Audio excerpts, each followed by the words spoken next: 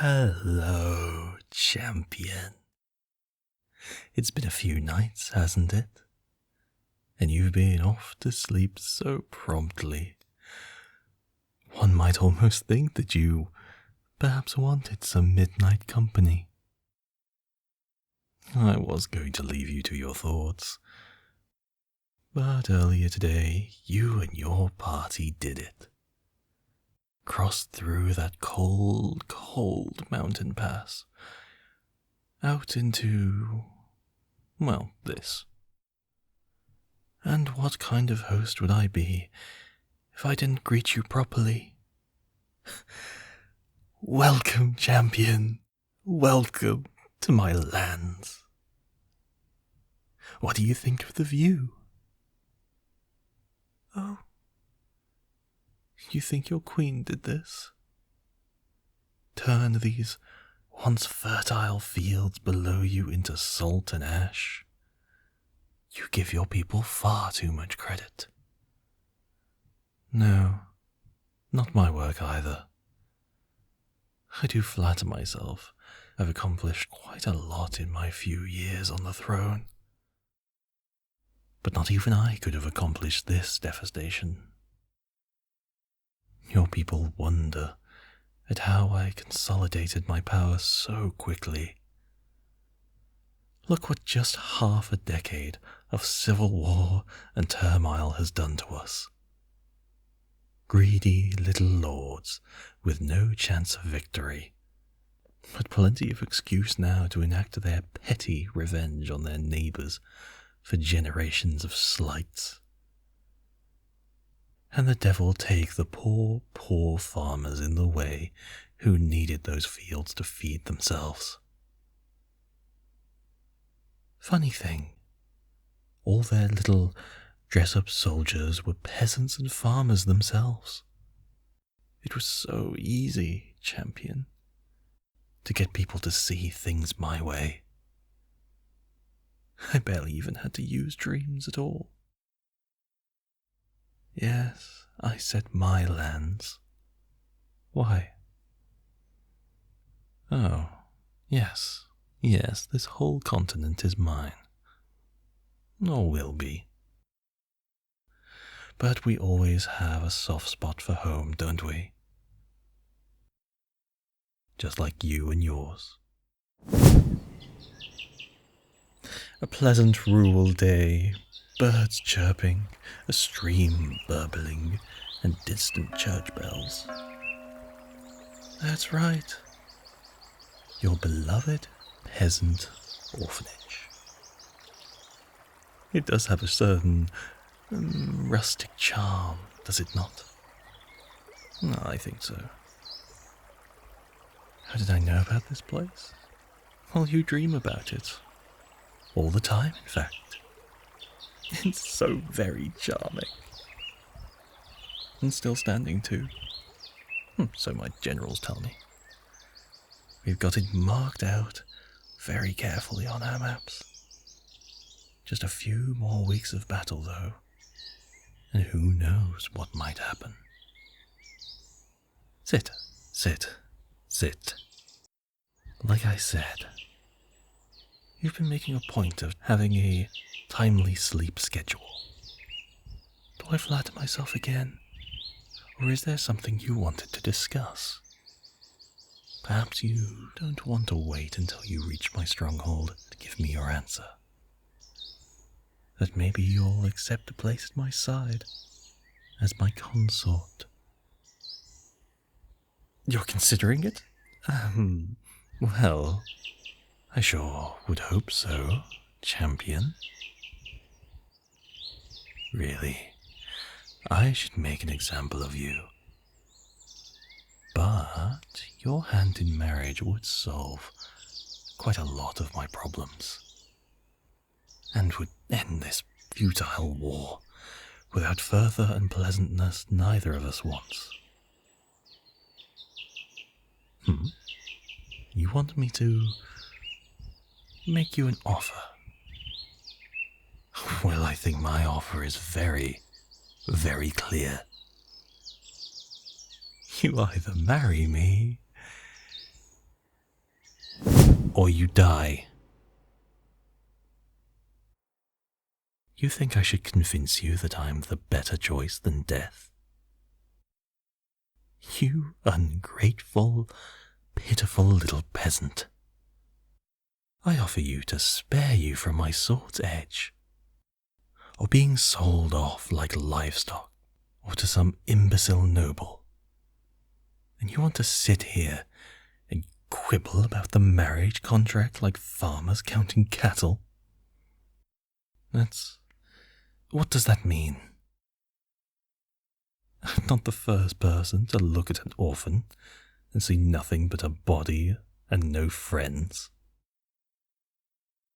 You learnt that here, from your orphan keepers. Oh, a lot of those greedy, grasping farmers come by the orphanage, looking for strong backs, and maybe a pretty face too, to work their fields and warm their beds. Ugh. Your precious orphan keepers weren't as naive as I thought. All right, champion. I guess we are negotiating. What does a peasant orphan turned heir to the throne want? What? No. I'm not going to slit your throat after our wedding night. What do you mean, then? Then what do I expect after the wedding? Well, after the wedding, then we're, well, you know. Yes, married. I don't really know what a consort does. Whatever you want, I suppose, as long as you don't cause me trouble. I don't really care. No, your title would be consort. I don't share power. And you don't want power anyway. You shudder away from the thought. It's one of the most delightful things about you.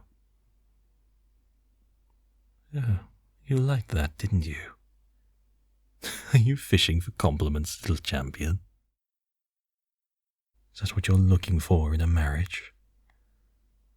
Someone to stroke your hair back, just like this, and whisper in your ear how very, very pretty you are, how clever, how brave, a mind like a beacon, a soul like a river, and a body that I cannot wait to get my hands upon.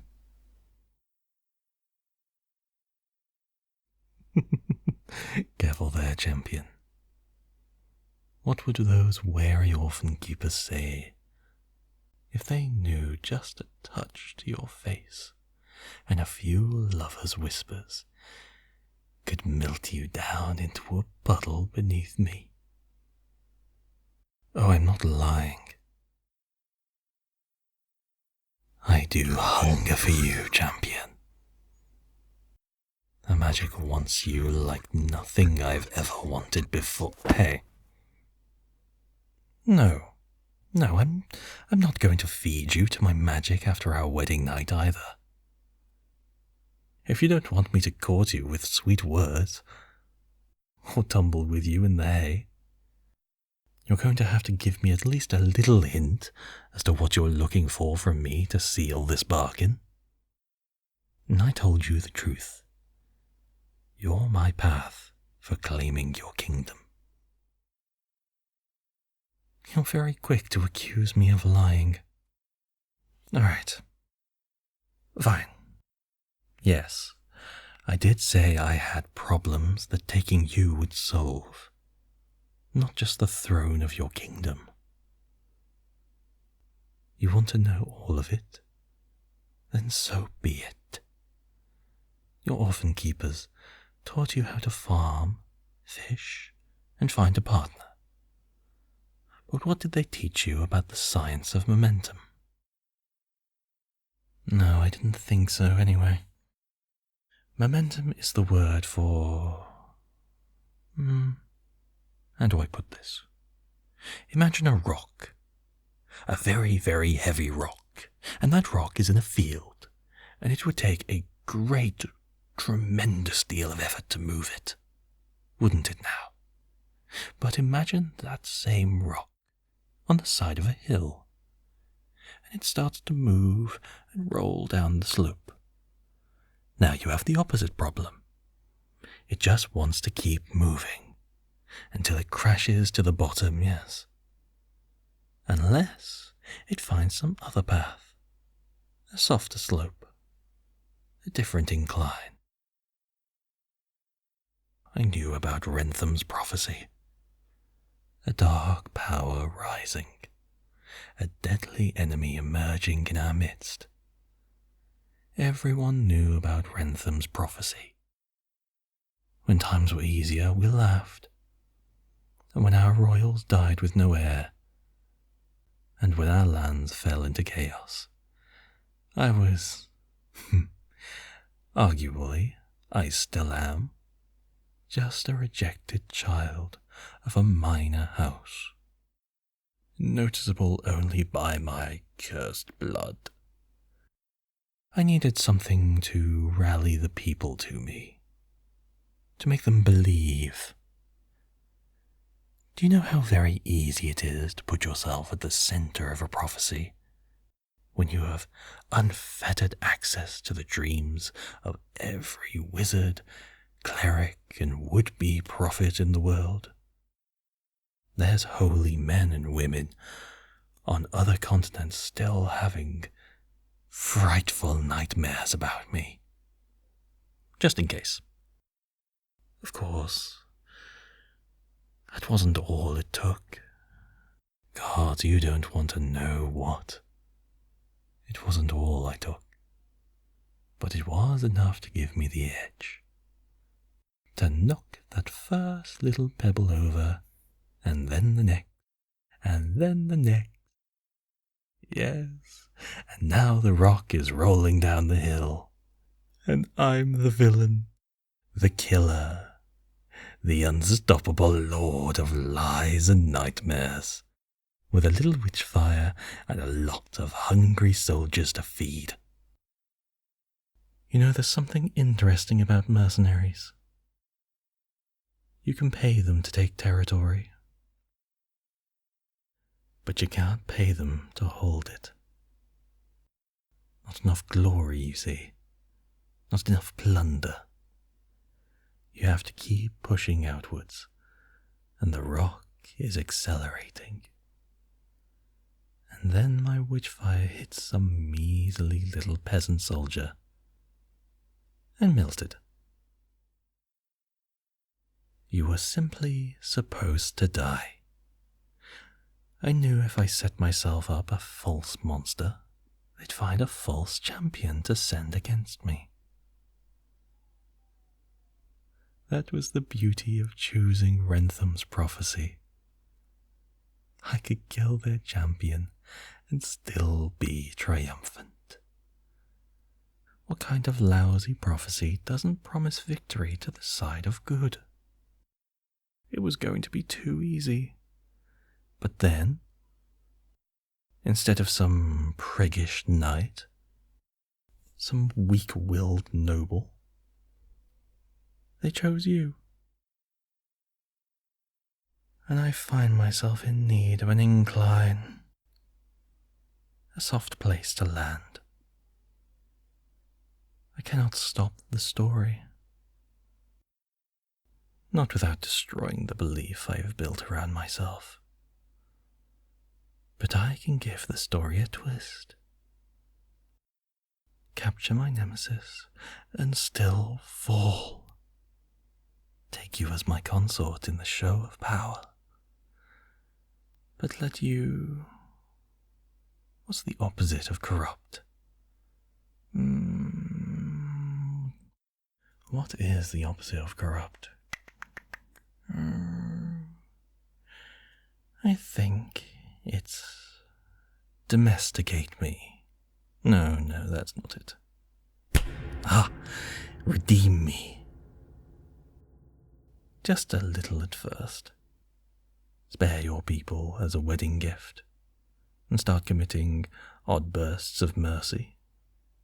Let your name bubble up more often than it should. Let them hear me speak too tenderly about my war prize. And by the time the criers announce that we are expecting our first child, my people will be ready to see their leaders swivel inwards, fortify the borders and strengthen our infrastructure. Turn my attention from conquest to dynasty, darkness and light, lies and faith, brought together in an unlikely but happy union. Oh, the peasants are going to eat it up with a spoon. Oh, there will be children. This won't work without issue between us.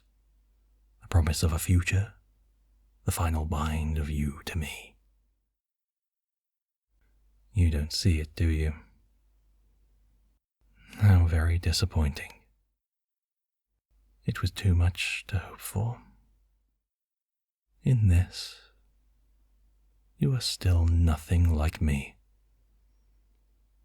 You asked how I did it, how I took power. Do you really want to know? My ability with dreams, my witch fire, were invaluable tools. But the real power has always been right in front of you. I simply can see the future. No, not like Rentham or these other drug-addled mages that try to follow in his footsteps. Dreams are lies, and no one knows that better than me. No, I see the real future, as solid as a boulder on a hillside, as tangible as the first rock I had to tip over. And the moment that you took on a title that wasn't yours, I saw exactly the shiny little pebble that I could spin the whole course of history around. Are you trying to run from me, champion? In a dream? Now, this is becoming unbearable. Just when you were doing so well, thinking so clearly. Stop. Stop fighting me. What do I have to do to convince you? You miss your orphanage. We'll find you some hobby farm. Somewhere south. Not an actual farm, of course, but we can find some minor castle with orchids and a field and a stream where you can teach our children to swim. I will, of course, be preparing them for their futures as rulers.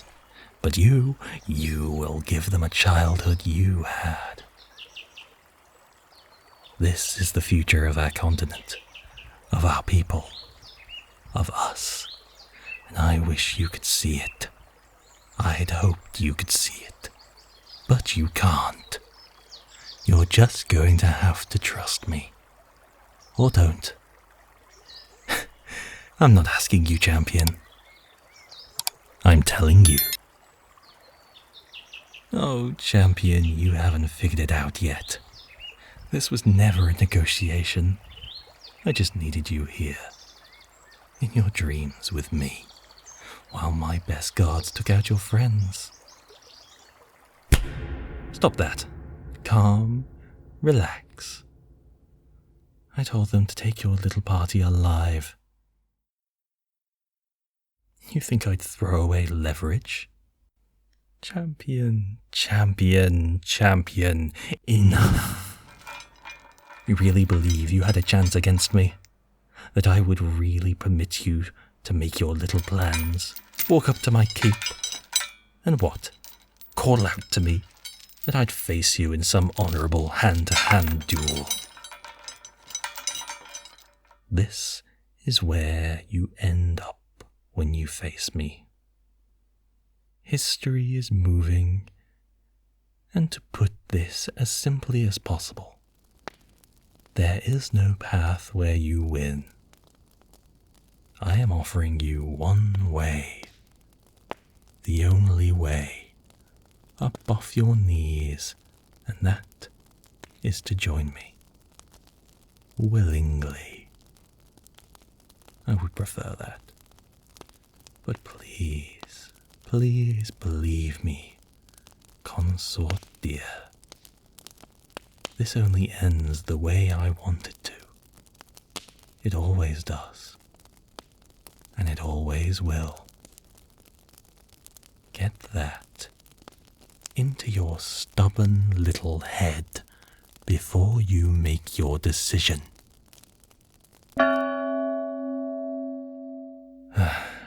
That's time then. It's done. You'll forgive me, champion. But as valuable as you aren't my only piece to move across the board tonight. I'll leave you to your sudden change in circumstances to think things over. Make up your mind quickly. We'll be seeing each other in person very, very soon. Now wake up!